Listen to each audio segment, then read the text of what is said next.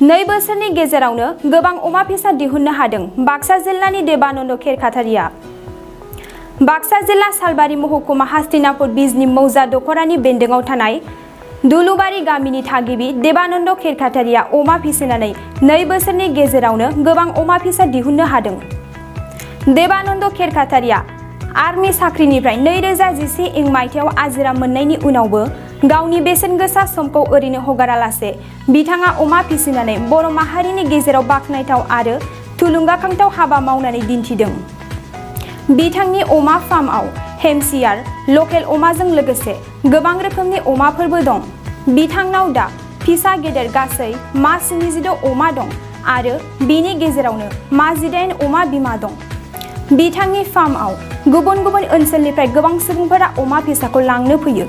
नोंथांमोनाबो सोरबाफोर अमा फार्म खालामनो गोसो दंब्ला बिथां देबानन्द खेरखातारिजों थोंजोङै 7896815144 जानबुं अनजिमायाव जगाजग खालामनानै लांफैनो हागोन।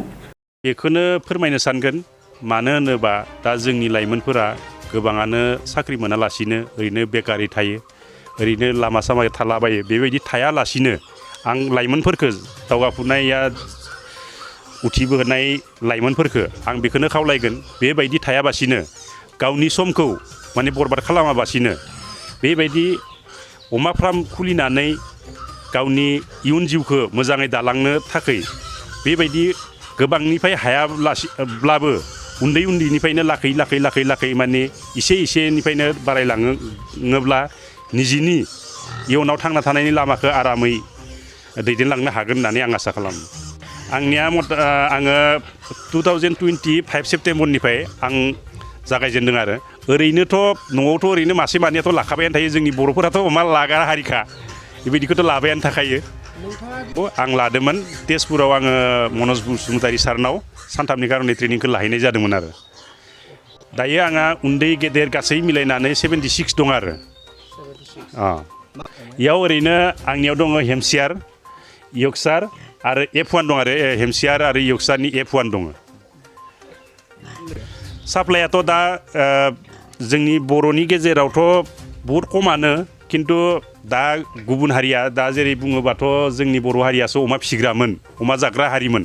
खिन्थु दा जोंनि बर' हारिनिसाय जोंनि गामि खाथियाव नुनो थाङोब्ला दा जोङो रुपहि, सालबारि, भबानिपुरालागै जुदि जों थाङोबा जोंनिसाय खिन्थु गुबुन हारियासो माने एसामिसफोरासो बांसिन, थारमाने इसोरनावसो आङो 60% नुनो मोनो, खिन्थु बर'फोरनिया माने 40%ल' आरो। आं गिदिंनानै नायबाय, ओरैनो इसोरजोंबो थांनानै रायलायबाय, बेबायदिनो गेजेर गेजेर कन्टेक्ट जालायबाय थायो। बांसिन आंनिया हारसाफोरनाव थांदो, बेनिफ्राय बर'फोराबो लांदो देसं, लाङा नङा, बर'फोराबो लांदो। दिनैबो बर'फोर लांफैदो अक्सिगुरिनि, बिसोर दिनै 6टा लांदो आरो दय फुङावबो आरो मासे जोंनि खाथिनि नलबारि पाम होननाय लांदो।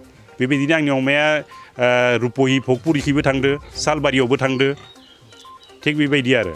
ओमफ्राय आं बेखौनो खावलायगोन, बिथांमोनाबो ओरैनो दाथा, बेबायदि अमा फार्मावबो नांथाबनानै निजिनि इयुन जिउखौ मोजाङै दालांनो खारनै बेबायदियाव नांथाबनांगौ आरो ओरैनो टाइमखौ पास खालामाबासिनो।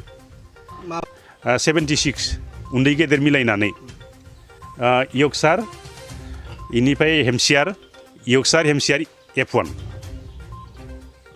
दा आं बेखौनो खावलायगोन, दा जेरै जिहेतुके बिटिआर गभर्नमेन्टआ पिग मिशनखौ सलायबाय दङ, दा पिग मिशनखौ सलायनायजों लोगोसे दा जेरै उन्दै जोंबायदि फार्म दङ, बिसोरनो एसे जुदि सहाय मोनोब्ला जोंबो माने दा जेरै जों बेखिनिखौ दावगादो, इनिसाय आरो फाइनेन्सियेलनि थाखाय एसे आरो जों गोजौआव दावगाबावनो हागोन होननानै आं मिजिंथियो आरो।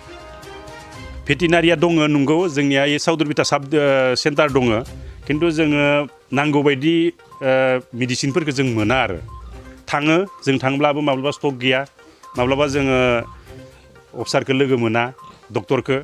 इयाव थाग्राफोरा बुङो जे थारमाने सारासो मिथिगौ, सारा माबाना दोनो, साबिया बिनावसो थायो, बेबायदि बुङो आरो।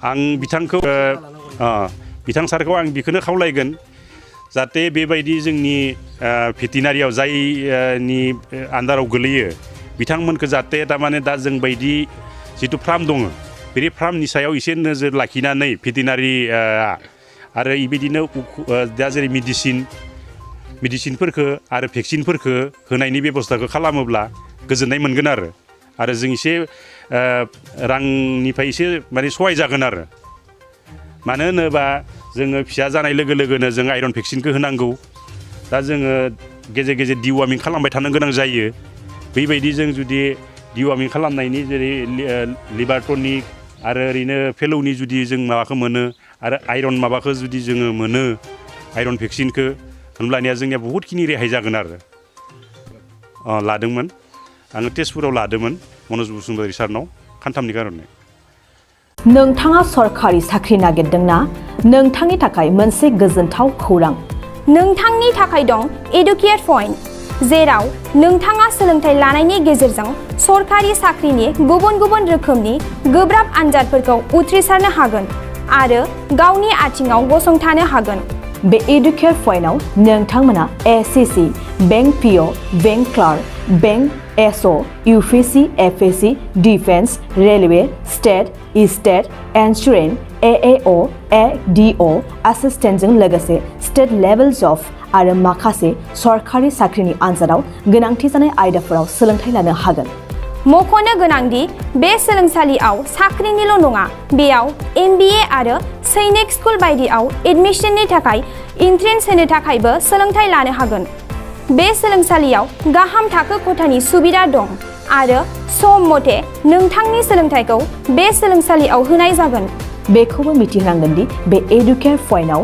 सोलोंथाइ लानानै बावैसो 2021-22 इं मायथाइनि एसएससि जिडिनि आनजादाव गासै 11 सा सोलोंसाफोरा उथ्रिसारनो हादों बारा नङा गासै 15,000 रांजोंनो नोंथाङा बे सोलोंसालियाव 6 दानसिम सोलोंथाइखौ लानो हागोन बे सोलोंसालिया क'क्राझार बरपेटा रड गवालपारा आरो बङाइगावआवबो दं क'क्राझाराव सोलोंथाइ लानो गोसो गुदुं जानाय सुबुंफोरा 70020261333 9101536360 70020261333 9101536360